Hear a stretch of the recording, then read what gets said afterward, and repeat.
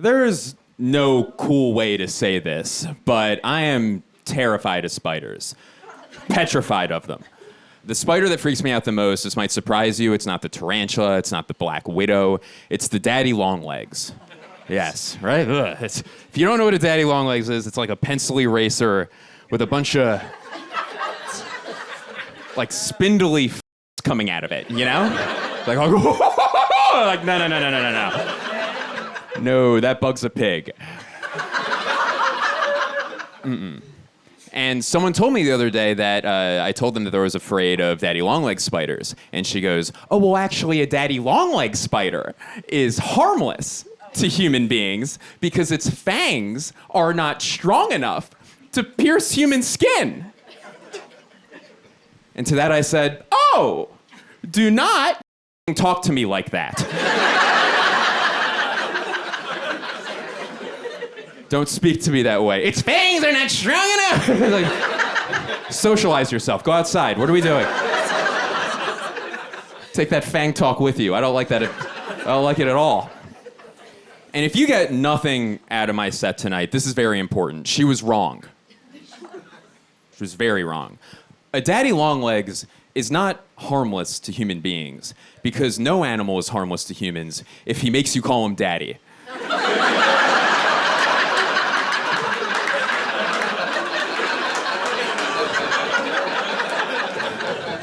Ah, yeah, look at daddy's long legs. Oh, God.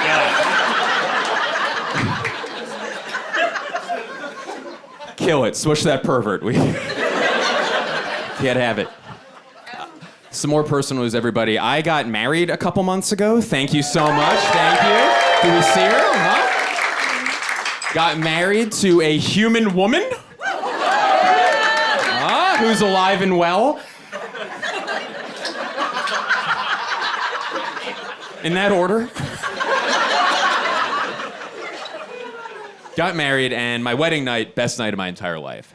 The morning after, worst morning of my entire life. Baby was hungover. I'm baby. I wake up, turn to my wife, and I go, I feel like a bag of trash. Do you have anything I can take? And she goes, nothing. And I said, nothing!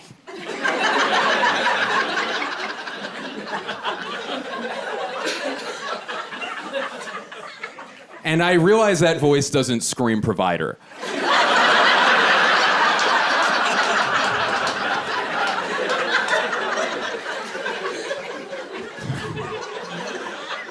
Doesn't even whisper provider, to be completely honest. So I asked if she had anything, she said nothing, and I go, Baka! So she's supportive. She starts going through her bag, and she pulls out these pills, and she goes, I have Midol. And I said, what is that? It sounds efficient, right? You know? Midol, it sounds strong, like for guys. And she told me what it did, and it's for, if you don't know what Midol is, it's what women take when they're experiencing premenstrual, you know, nervous, I just got premenstrual symptoms.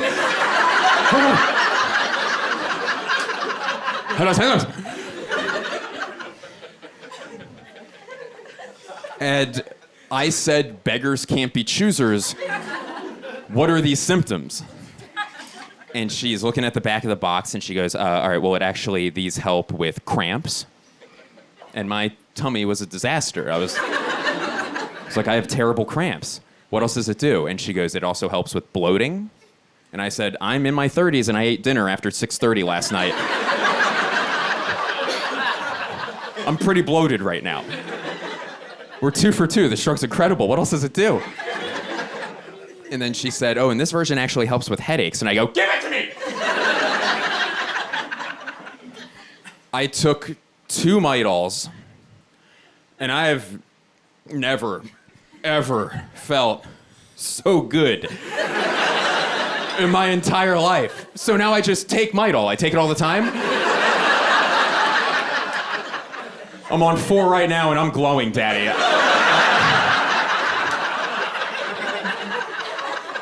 I have an aura. Being married means I'm a team player now. Team player over here, team player. Thank you. So when my wife asked me to go on a ghost tour of a Revolutionary War fort, I said yes, even though that sounds like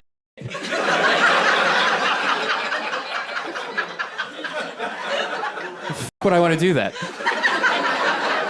It's a terrible idea. Yeah, put me next to scare me people. You know who I'm talking about. Life's not horrifying enough for you. You gotta go, why go to a haunted house when you live in a haunted world? But fine. I went. I was dreading it. And it ended up being, after my wedding night, the second best night of my entire life. Because the tour guide was what is the term? A hole. Every time he mentioned something scary or supernatural, he immediately debunked it with a perfectly logical explanation as to what had really happened. So I meet the tour guide. We're there. It's very dark out, and this guy, he's got a three-cornered hat on, big ass bushy mustache. This guy's like 6'5", 370. He's a mountain of a man, sword on his hip. If walruses had a navy, he would be an admiral. He'd be a full bird admiral in the walrus navy. It's the craziest sentence I've ever said. So we get to the first stop on the tour, and the guy goes, all right, everybody, gather around. Now, if you gaze across this fort, what do you see? Nothing but green grass everywhere. However, if you look at this 1 2-foot by 4-foot rectangle, you don't see any grass at all. And as a matter of fact, grass stopped growing here, legend says, right after the final execution was carried out here in this very location. It's almost as if the grass is too haunted to grow here. Or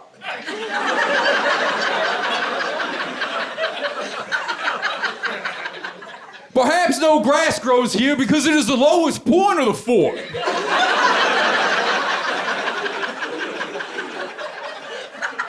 And whenever it rains, all the water congregates in this 1 2-foot by 4-foot rectangle, rendering it impervious to seed.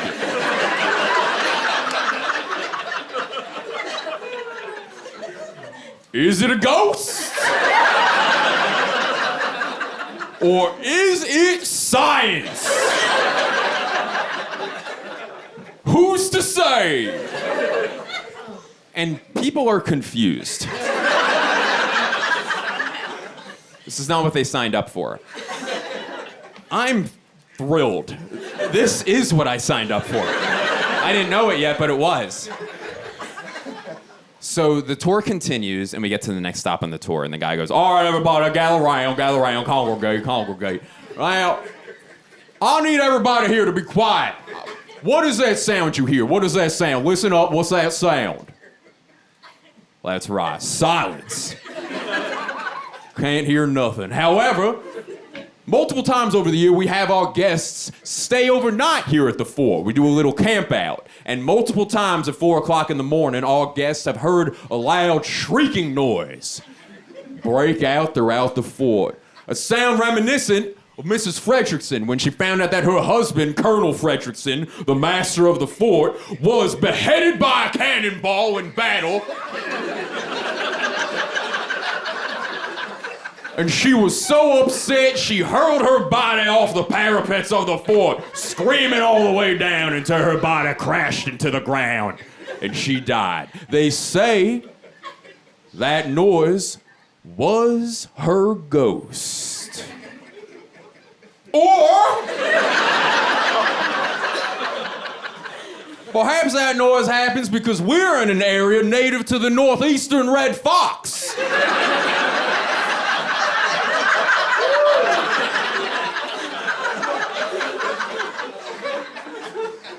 And their mating season is late October, early November.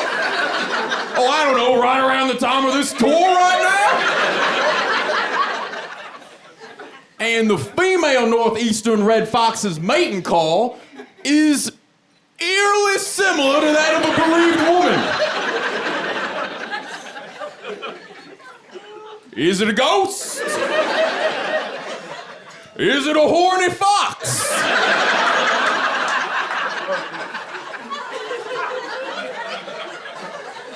Who's to say?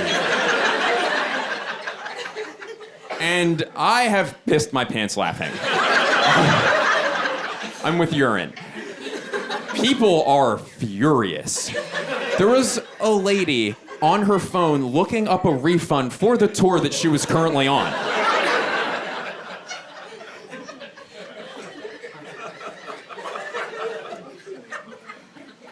So we get to the final stop on the tour, and we go to what I believe was the old blacksmith shop. And this part was actually legitimately creepy. This part creeped me out. So we walk through this kind of a makeshift entrance, and there's like candle light, flickering on the walls. You hear the howling of the wind. It was sinister in there.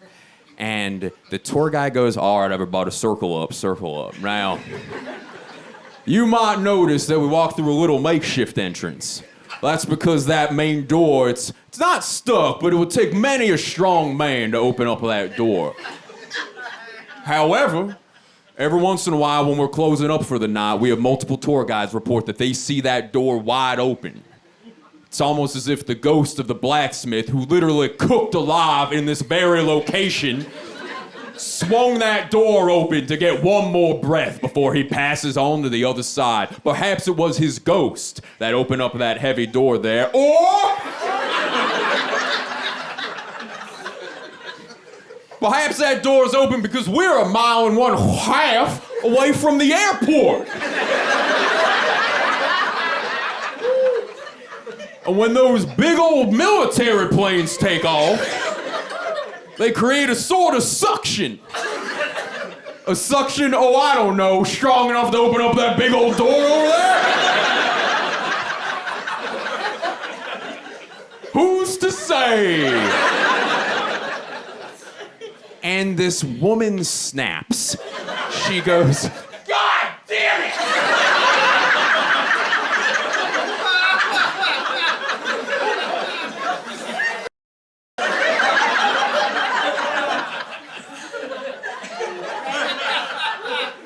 Sir, how long have you been giving tours at this fort? 20 years.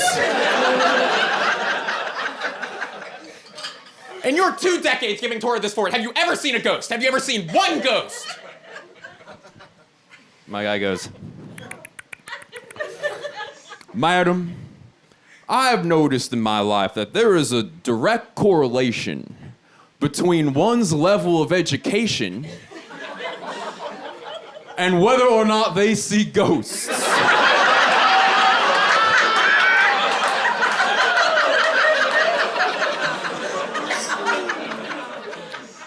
I have a PhD, so no, I've never seen a ghost."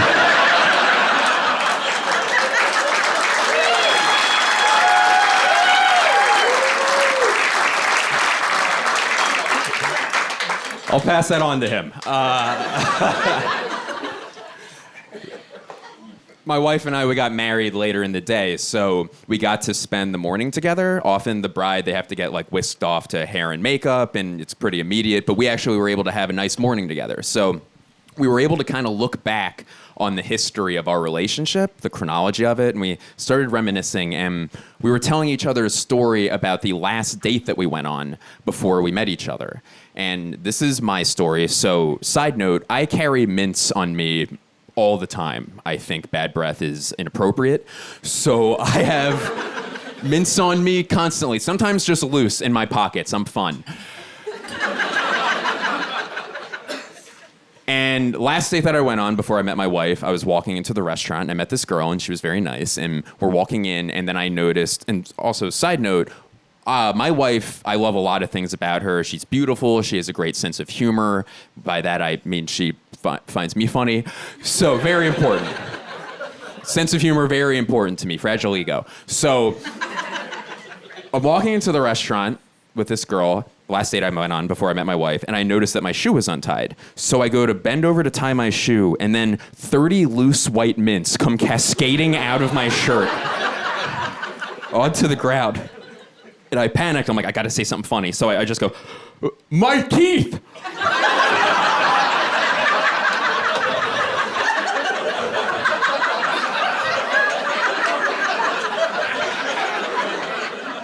No laughs. No laughs at all. I was like, we shouldn't even do this, right? She goes, no, we should not. Good luck. And she was an Uber. My teeth. So I've been living in Los Angeles for the past 10 years, and I just moved back to my hometown of Philadelphia. And being back, also, a lot of memories have been coming back to me since I've been back. And I was driving by my middle school the other day, and this memory came back where, I don't know if this ever happened to you, but you remember something that you witnessed when you were a kid, and at the time it seemed totally normal because you're a child, you don't have perspective. And then you look back on it as an adult, and you're like, wait, what the fuck was that? Like, what was that behavior? Yes. Yes? Yes? Yes! Yes! Okay, this has to stop. So, thank you. Thank you. Holy shit. This is pure alcohol. This is hand sanitizer. I drink hand sanitizer when I'm on stage. So, this happened to me. I was driving by my middle school, and this was a memory from 6th grade, where my 6th grade teacher, she was our Spanish teacher, and she would like make the white kids change their first names to Hispanic names. What was that? Does it help you learn? It's like, okay, so I'm a Jose now? I don't understand. I'm going through puberty. I have enough of an identity crisis as it is. But my best friend Jeff, he didn't play ball. On his name tag, he wrote Mr. Goodbar. Like the candy bar. And here's the memory. My teacher sees it, and she lost her mind. And she goes, you can't call yourself Mr. Goodbar! And he goes, why not? And she goes, because Mr. Goodbar is a porn star!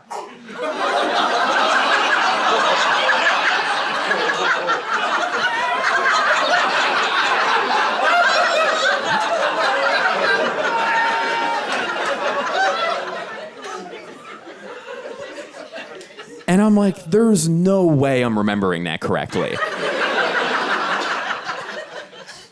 So I looked it up.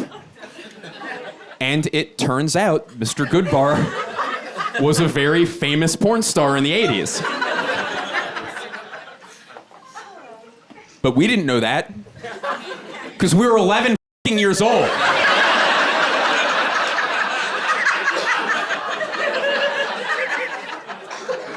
Senorita Pregunta.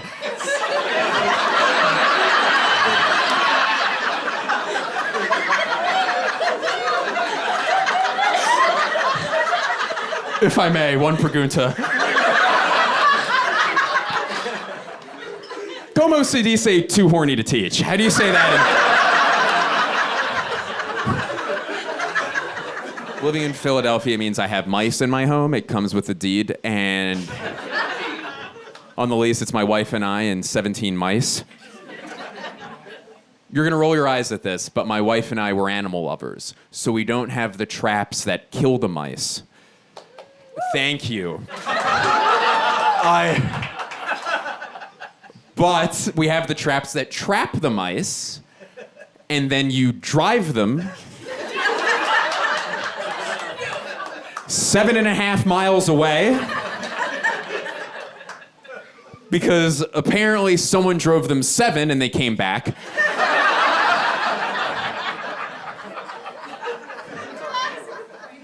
One of the most degrading trial and error situations, I would imagine. So you rehome them. You rehome the mice. That's what you do. And it's weird. I've been working my entire life to become a professional stand-up comedian, and now it turns out I'm just an Uber for varmints. That's what I put on my taxes. Uber performance. I have 20,000 dependents spread throughout the city. They say it's the humane thing to do, though, not to kill them. What they don't tell you is how weird you look when you drive into a random neighborhood, get out of your car, and then just release mice into it.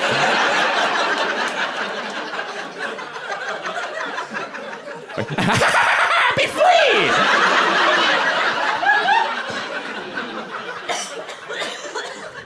I did the other day while a school was getting out, and this little girl turns to her dad, and she goes, "Oh my God, Daddy, is that a wizard?" Because no, he's more of a male witch if you get to know him, actually. That's more of his vibe. I've been going down to this place called the Jersey Shore a lot since I moved back to the East Coast. If you don't know what it is, it's like the beach where people from Philly and New York go. And there's a place in particular that I've been going. It's called Ocean City, New Jersey. And yes. And I've been going, like, that's going to have to be cut out, what I just did. We can't have it. Oh. They blur it out, you know, get so humiliated. Like, oh!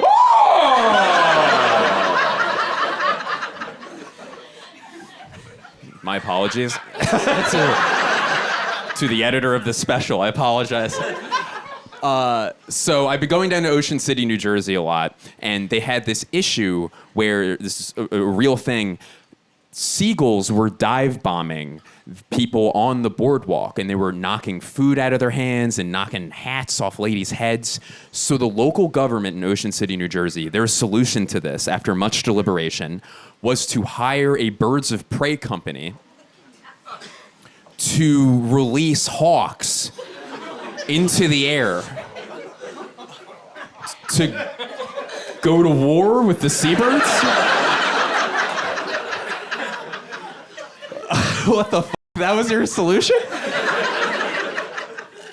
And one of my favorite things to witness in life is this thing that I call the I f***ed up at work walk, where you messed up at your job and you have to tell your boss, and you're not going to get fired, but he's going to be real peaceful about it. So you're kind of just trudging, you know, you're bummed out. And I saw a guy doing that on the boardwalk, and I will paint a colorful description as to what this man looked like. In his one hand, he had a little hood. How little? You might be wondering. A hood so little it would fit perfectly on a hawk's head.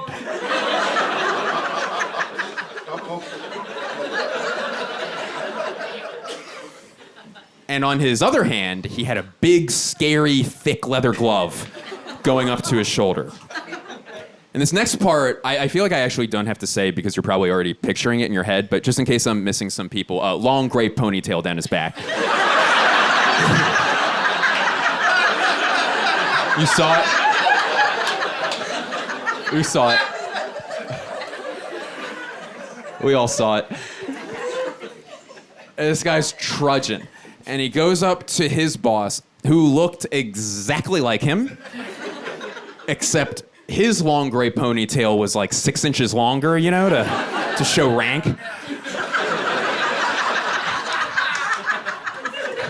Excuse me.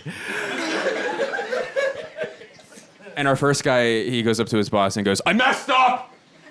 And his boss goes, "What happened?" And he goes, "I lost a bird!" And his boss goes, "How do you lose a bird?" And I go, "May I interject?" It's a bird. I would imagine, is it the wings? Did it use its wings? Its God-given wings? Oh, okay, they flew away, you idiot. That's how.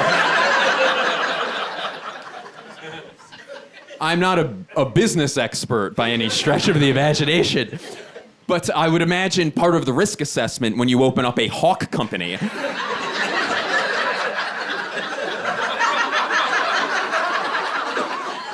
some of them are gonna fly away. They're gonna fly away.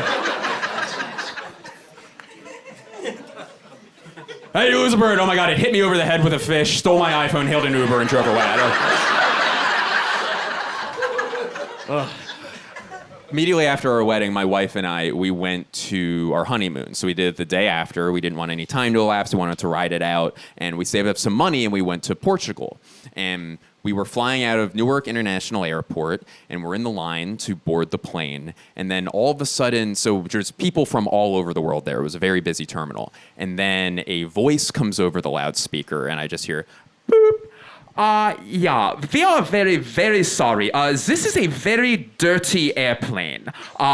This fly from Newark to the Lisbon, it is a very, very dirty airplane. So we have dirt in the aisles, and we have oil in the carpets. So we have had to recall the cleaning crew for a second time to clean this dirty airplane. It is not fit for the skies. So we have recalled the cleaning crew for a second time. We apologize for the inconvenience. It will be delayed for 20 minutes. Boop.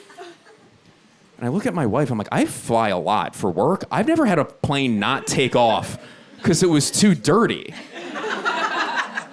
But okay, we were still riding off the high of our wedding. We were so excited, it wasn't gonna bum us out or anything. Then 20 minutes later, we hear, boop. Yeah, this is a very, very, very dirty airplane. There is gum in the armrests. So we have had to recall the cleaning crew for a third time. We apologize for inconvenience. This flight has been delayed another 20 minutes. We apologize for inconvenience. Boop.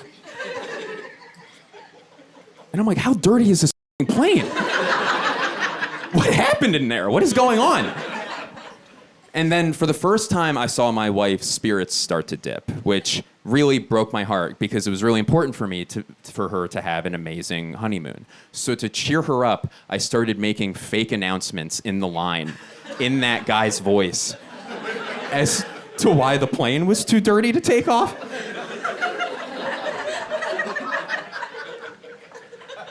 Boop. Yeah, this is a dirty, naughty, filthy, dirty little airplane. This is a nasty bird.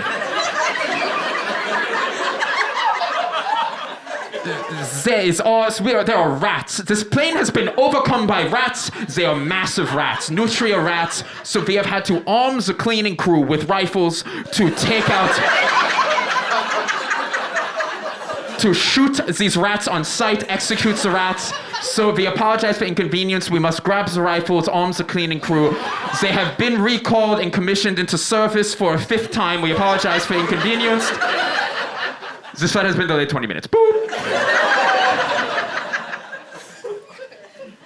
Boop. Oh, f*** me. Okay.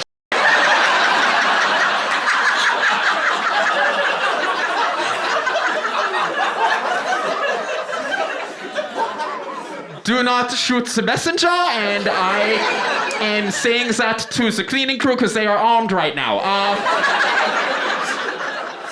These rats have built a in the doorway to... I apologize. What is the American word for sticks in big wall? I'm sorry, a dam, not a I apologize. Okay. They've built a dam, and we have actually executed the rats, but we have also identified the rats as food source.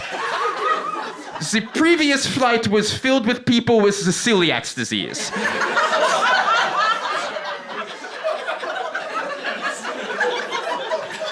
And as a courtesy to the celiacs, we passed out the Nutrigrain gluten-free Nutrigrain bars.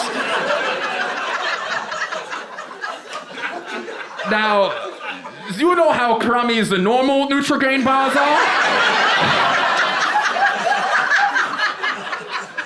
Well, you use the almond flour in those suckers, and they are ass crumbs.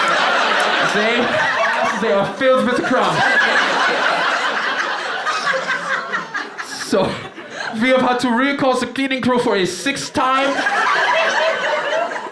We apologize for inconvenience. This flight has been delayed another 20 minutes. Boop. Boop. Okay, so crazy development. The plane is clean. That is the good news. The bad news, we have a pedophile ghost in the bathroom. Now, you might be wondering, how does pedophile ghosts get locked in the bathroom? That is a great question. We have great answers. So, there was a flight in 2017 going from Newark International Airport to the Austin International Airport, Bergstrom. And the flight had to make an emergency air landing, excuse me, English as a second language. And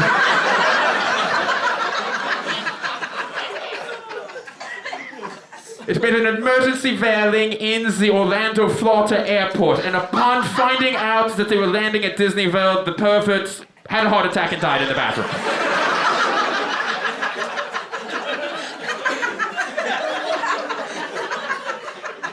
So we have had to call in a shaman, a shop person.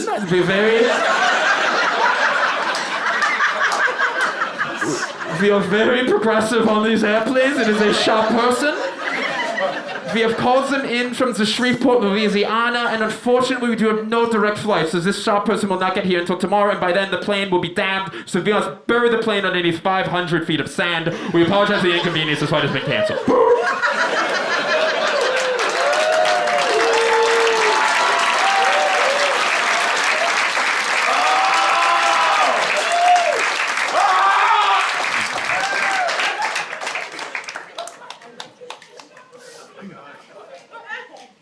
Ooh, that's strong water. Who needs it?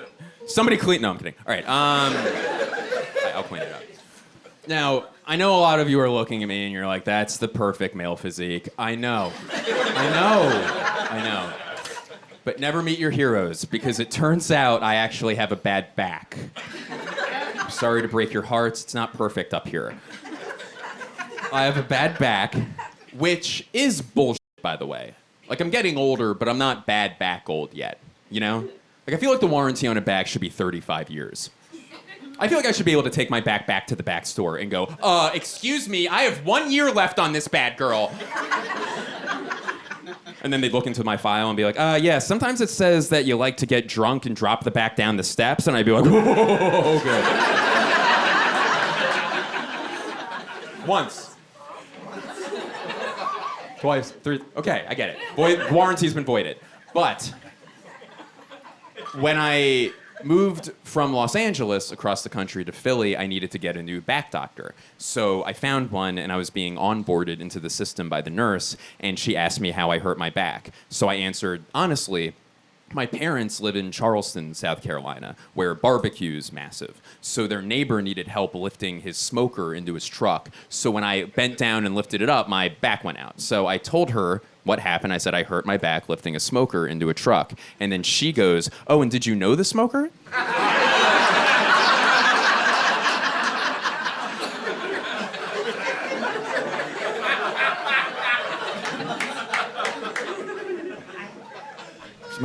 I was like, it was their neighbor's smoker. And she goes, okay, the smoker was your neighbor. And then I also have one more question. I go, hold on. When I said I hurt my back lifting a smoker into a truck, did you think I meant I hurt my back lifting someone who smokes? Nobody talks like that. Why would I bring up his addiction?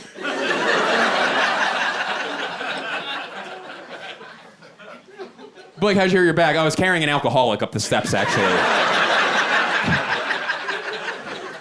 Went out, yeah. Me and Peter, we're not okay. So, I've been trying to be more efficient in general. So I've been looking up these productivity blog things, and I researched something called a coffee nap, which is, if you don't know what a coffee nap is, it's a real thing where before you take a nap, you chug a cup of coffee really quick. And when you wake up 20 minutes later, the caffeine simultaneously hits your bloodstream and you're up and you're ready to go. Because that's how you want to wake up. You don't want to ease into your day. You want to go from nice dream world to...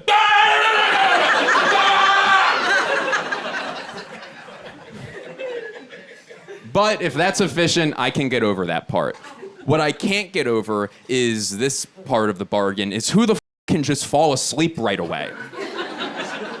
I don't know about the rest of you, but before I go to sleep, I like to second guess every decision I've ever made.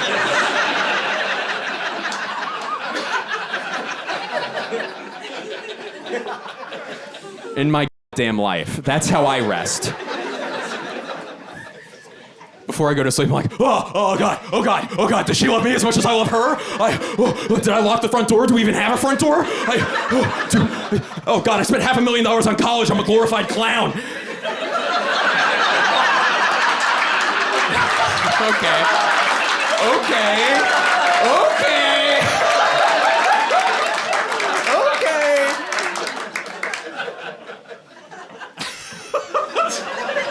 Oh God, is that what my laugh sounds like? My wife and I, we have a dog named Ollie who is the best thing on earth. I love him. He's incredible. He's 40 pounds, part Australian cattle dog, part whippet, part beagle, whole adorable. It's insane how cute this dog is. I wish he was here. I love him so much. But whenever I take Ollie for a walk, whenever he sees another dog, he gets really afraid of other dogs on his walks, where he'll get down on his little belly and look over his cute little paws and start shaking. And it breaks my heart because I love him so much. And I've always thought, geez, why does Ollie get so afraid of other dogs on his walks?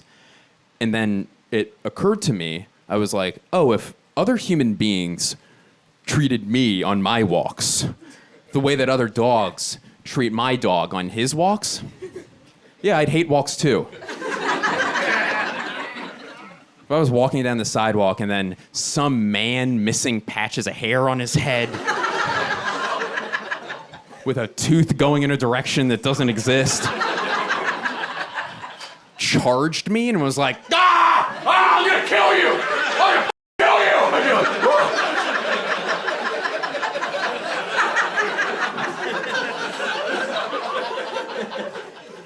And if I kept walking down the sidewalk, I'd turn a corner and then there's just a massive guy standing there, 4 times my size, going, I hate you! I hate you! I hate you! I'd be like, oh no!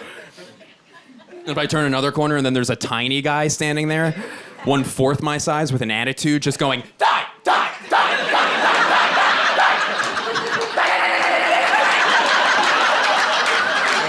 That.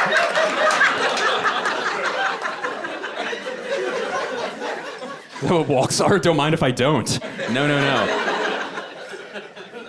My wife and I, for Christmas, we got professional photos taken of our dog, Ollie, because we're pieces of shit. That's who does it. It's white men named Blake and their wives. We get the photos back. He looks so cute, so adorable. He's got a big elf hat on, like a comically large bow tie. They put him in a candy cane forest. And I'm like, this is the cutest thing I've... And then I look closer at the photo and I go, oh my God. And then I asked my wife to come in and I go, did you see this? And she looks and she almost vomited. She goes, oh my God. The photographer had took it upon themselves to edit my dog's penis out of the picture.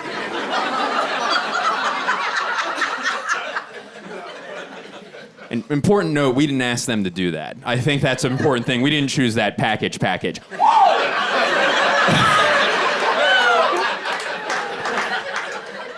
ahead. Sorry. That will also have to be cut out. Why would they do that?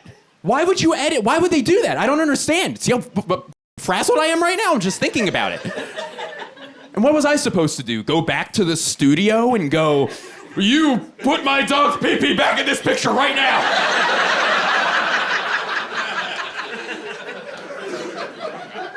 Then I'm the weird one.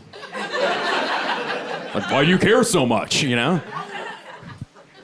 There's other guys with the same issue, you know? A bunch of people holding their messed up photos. Like, there's a big guy there being, oh, I used to have a Great Dane. This is an okay Dane at best.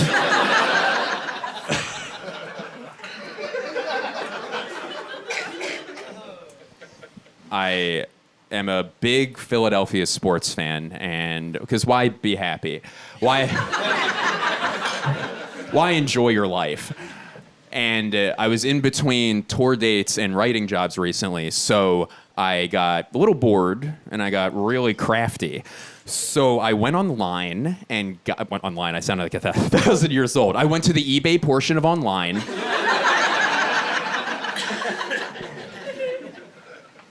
I have a password and everything. And I bought this cool, like, 1980s retro Philadelphia Eagles patch from, like, the Dick Vermeil era. And then I went on RalphLauren.com. It's been a good year.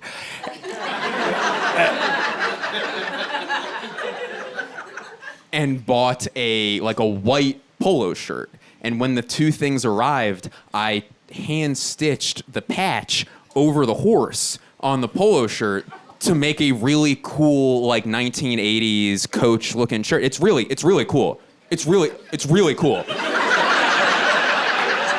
It's really cool. The shirt's cool.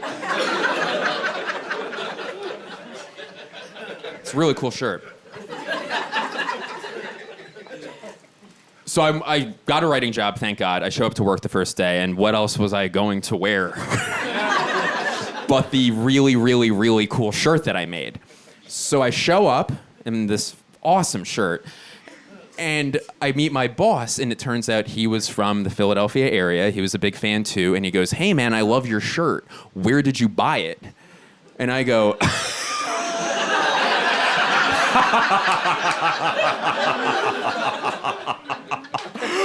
Buy it?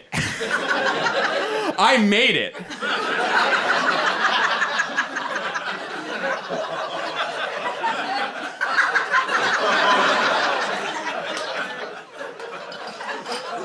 And he goes, "Okay," and just walked away. It's not the reaction I was looking for. It's a really cool shirt. It was such a cool shirt. You'll see it. You'll all see it. It's a great shirt. It's a great shirt. So a little while later, I'm working, and then my boss thought I was out of earshot. And I hear him say to my other boss, he goes, "You know, Blake makes his own clothes." I'm like, well, now it sounds sad. It sounds like I'm not doing well, you know? It was such a cool shirt. I don't understand what's happening right now. I do love being back on the East Coast, and one big reason is because I'm near family now. And my brother, while I was living in LA, he had my niece, his daughter Sophia. And she's adorable, she's 4 years old, but I've missed most of her life because I was living on the West Coast. So I've made a big point as an uncle to spend more time with my niece, Sophia. And Sophia has a favorite show, it's on Netflix, called Spirit. It's like a cartoon horse, and she has a favorite toy. It's a stuffed animal horse that she calls Spirit. And we were in a grocery store the other day, and Sophia was acting up. It was me, my brother, Sophia, and she's running up and down the aisles, grabbing things off the shelves, throwing them on the ground, screaming, all the while holding her stuffed animal horse Spirit in her hand. And my brother had a moment of weakness as a parent, and he screamed at her. He shamed her in front of the whole grocery store, which is not funny. But what is funny is what he yelled. So he gets down on her level, and he goes, "Sophia! If you don't start behaving right now, I'm gonna take away your spirit!"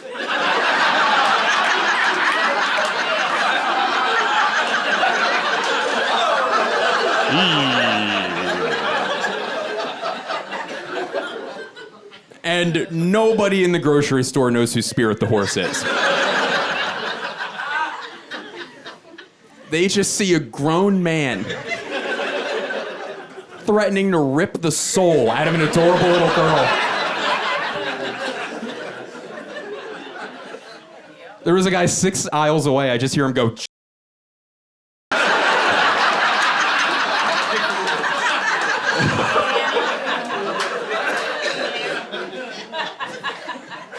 Now, I know earlier when I said if you get nothing else out of the set, take this away about the daddy thing. I would like to amend that. So I see a lot of us are around the same age, you know, like 30s, 40s, but I did see some younger people come in here, people in their early 20s. So this piece of advice is for them. The rest of us, you're going to be like, obviously. But this is for the younger people. Don't live with a stranger.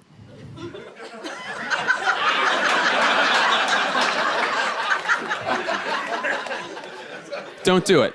Do not do that. And I speak from experience. I've lived with a stranger twice. The most recent time was before I moved in with my now wife. My roommate and I, our third roommate, suddenly moved out. So we had to find a new one quickly, and we went on this thing called Craigslist. And if you don't know what Craigslist is, a guy named Craig made a list of perverts that you can live with.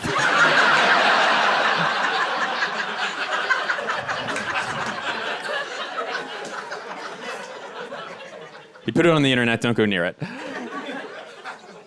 And I should have known better because I had lived with a stranger before that, where when I was in college, if you've never been to college, what they do, if you don't know anyone there your freshman year, they match you up with a random person to live with, which is strange because you're not living in a mansion, you're sleeping 2.5 inches away from this person.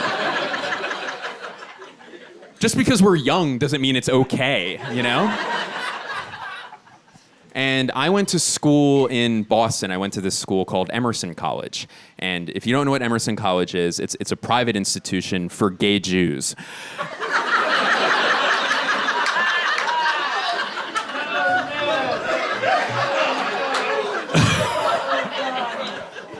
They put it in Boston. It's accredited. So went to Emerson.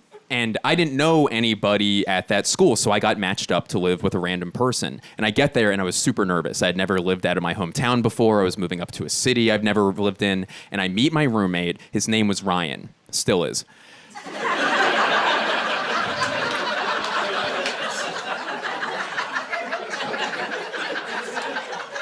There wasn't a rebrand. I meet Ryan, and it turns out Ryan is awesome. He loves comedy, he loves sports, we had so much in common, and we had an amazing first day together. And we go to bed that first night. I turn to Ryan and I go, "Hey man, I was really nervous about meeting my roommate here, and I just want to let you know I couldn't be happier that it's you." And he goes, "Yeah dude, it's gonna be a great year." Then halfway through the night, Ryan had something called a night terror.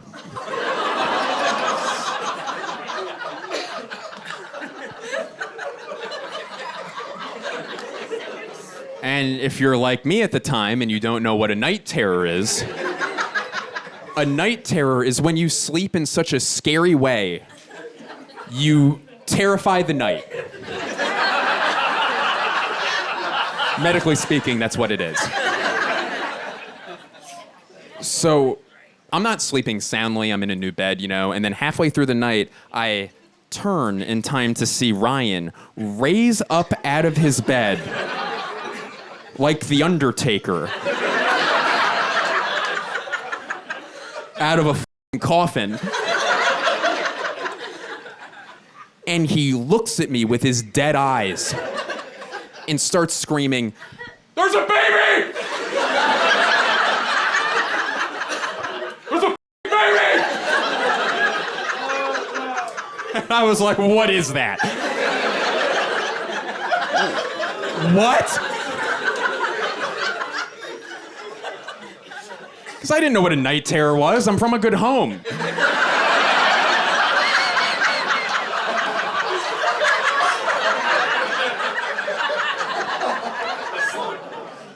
And he is screaming over and over and over again, "There's a baby! There's a baby!" And I go, "Let's get it!" And I just threw my blanket in a general direction.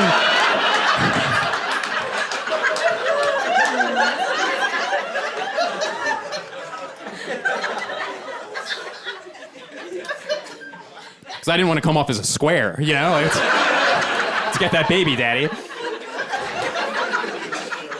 And he is screaming over and over again. I cannot emphasize this enough. "There's a baby! There's a baby!" And I remember just subconsciously bringing my leggies up onto the bed because I was like, does the baby bite ankles? What does it eat? Is it ankles? And then Ryan, he's up now. He stares at the wall for 10 seconds in dead silence, which is so long.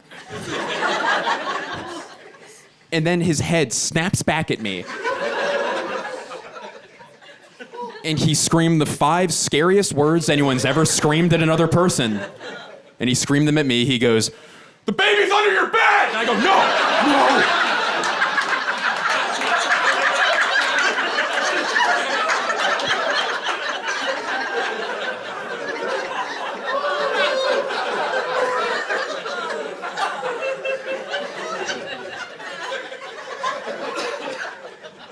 And Ryan rushes me,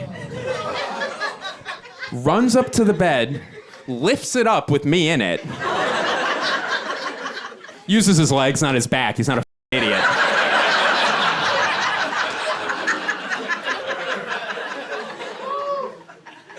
Then I roll out of the bed like a sack of bricks. He drops the bed, turns back to his bed, shuffles over, gets in, pulls up the coveys, and goes to sleep.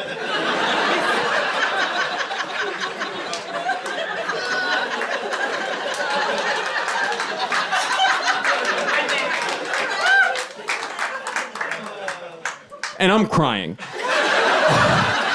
I'm sobbing in a way where I'm wet for some reason. Don't know what that is. Is it tears? Is it sweat? Is it urine? We'll figure it out another time. There's no time. There's babies afoot.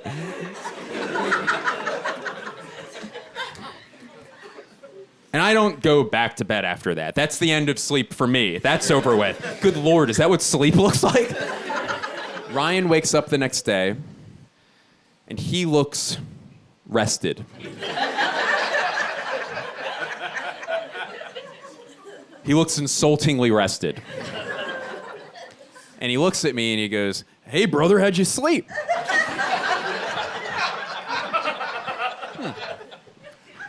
"Not good, dude." "I didn't sleep good at all." And he was like, "Oh, why? Was it like the sounds of the city, like traffic?" And I go, "No."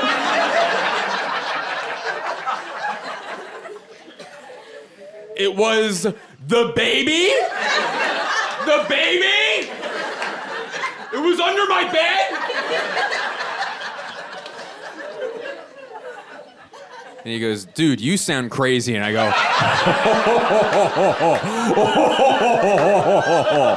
"Oh." So I rushed him. Rye guy's an agile little so he got out of the room. And this just white cheddar snitch goes to the head of housing.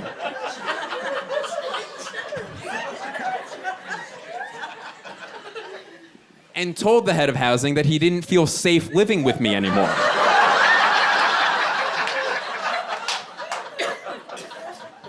Because I scream about babies and such. The bad news, nobody wanted to live with me after that. Nobody. But the good news is I got the room to myself for the rest of the year. Thank you so much. Thank you. The baby stayed. You were all amazing. Thank you so much.